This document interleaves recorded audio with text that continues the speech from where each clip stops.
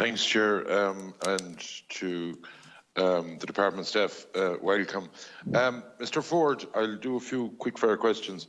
Who's going to be, you're saying that you can buy the medicines wherever you want, who's going to be texting you or emailing you or giving you the prescription?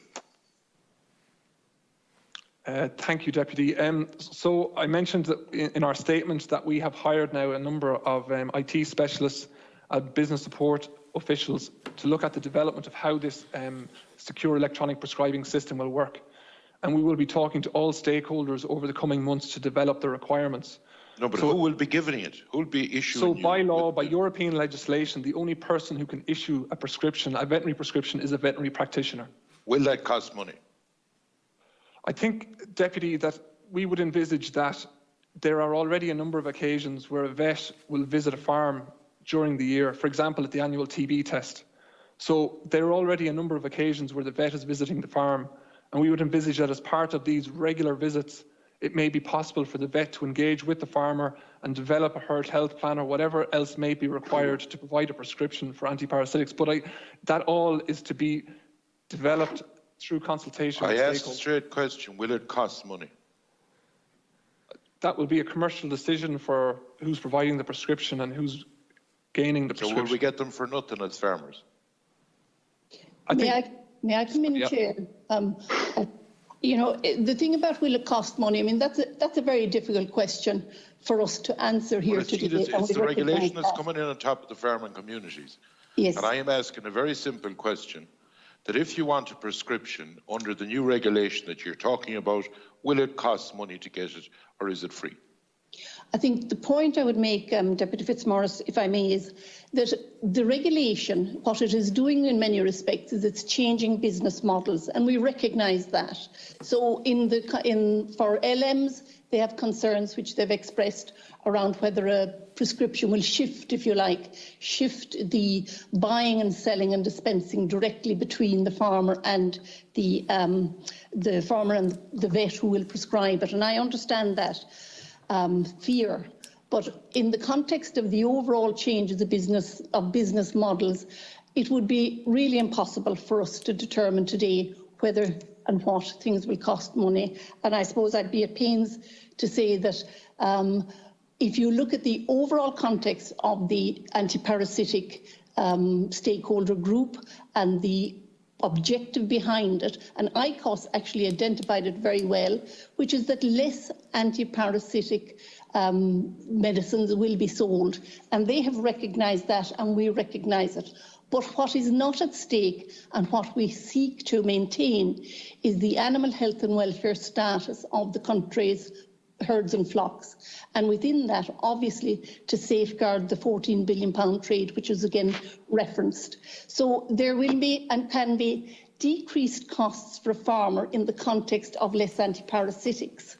In a changed business model, one may, I suppose one could speculate, but what can happen is that veterinarians are needed, in a sense. Their expertise in the context of animal herd health is a necessary prerequisite to ensure that any lessening of antiparasitic sales will be met by increased herd health management programmes, increased awareness, and that's not just, it is not that farmers are not aware and well educated, but across the whole system we hope to increase education, awareness. One thing I'm trying to do is a few quick fire questions. I don't need essays, if it could be possible not to get them, for the simple reason.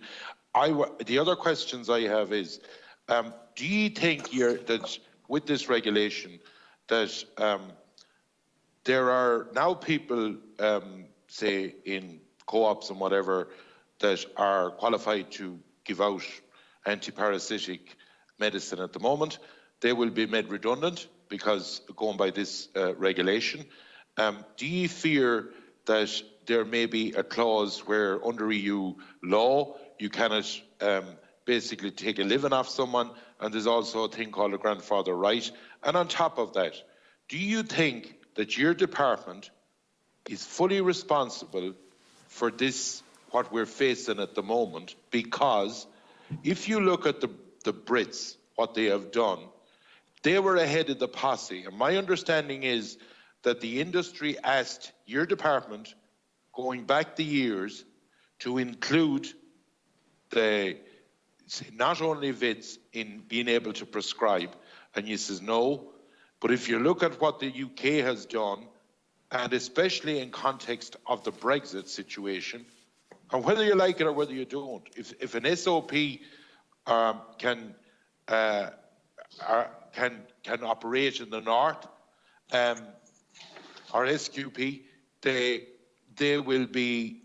There's two different rules from Monaghan across to Enniskillen, and there is going to be major problems.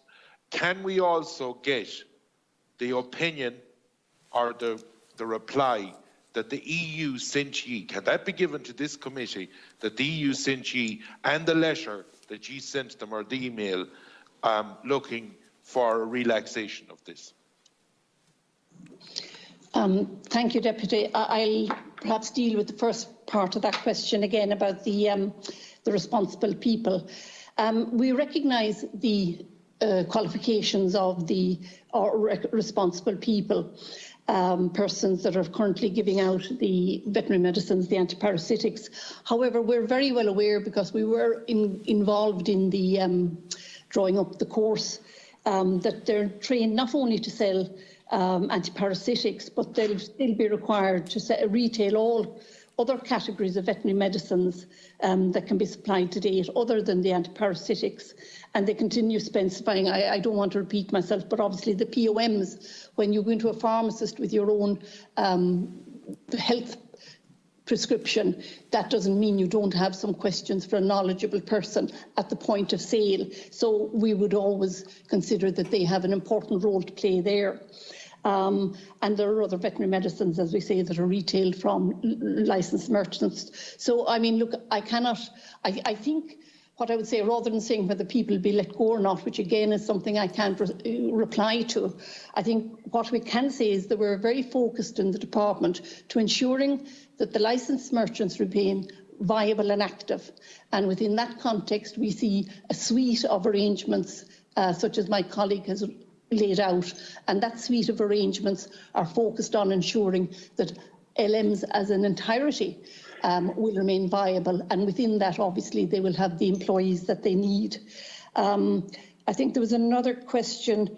Oh yes, the UK question just about SQPs. Yeah, I suppose one of the things is that what we find now is that Ireland is aligned with member states. We're in the European Union, we're aligned with member states. I mean, that's not a surprise to us. It wasn't necessarily something we set out to do as a particular policy, but I suppose I would point out that UK has often been an outlier, and of course now it's outside the European Union with Brexit.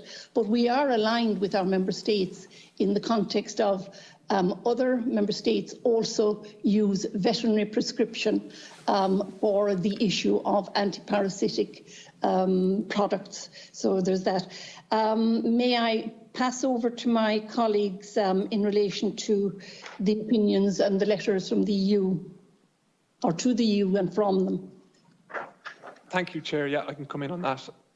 Just to follow up on my colleague on Paula's points, the negotiating position of DAFM officials at the time of the regulation was to retain the status quo, so that antiparasitic medicines could be still made available without a veterinary prescription, and that we were successful in that. What has changed since then is that we now know that there is extensive evidence of resistance, so we no longer meet the derogation criteria which allows those products to be made available without prescription. If you look at our UK counterparts, what they also sought to do was to retain the status quo, whereby they had people other than vets who could issue prescriptions. So both countries got to retain the status quo that they already had in existence. But if we had SQPs, we would be okay. If we had the same position, yeah. I guess this goes back maybe, Deputy, to your next question about our correspondence with the Commission, and we're more than happy to share the correspondence that we've had with the Commission. And I think it's quite similar, the response we got to the answer to Chris McGuinness MEP's parliamentary question to European Parliament, which basically says that if you allowed people other than vets to issue veterinary prescriptions before January of 2019, then that can remain in place. And in Ireland, under our 2007 statutory instrument, the only people in Ireland who were allowed to issue veterinary prescriptions were vets. So therefore, we do not qualify for that derogation. But as I've said, we have submitted that query to the Attorney General to seek final clarity because of the range of views expressed. I think that addresses the questions you raised.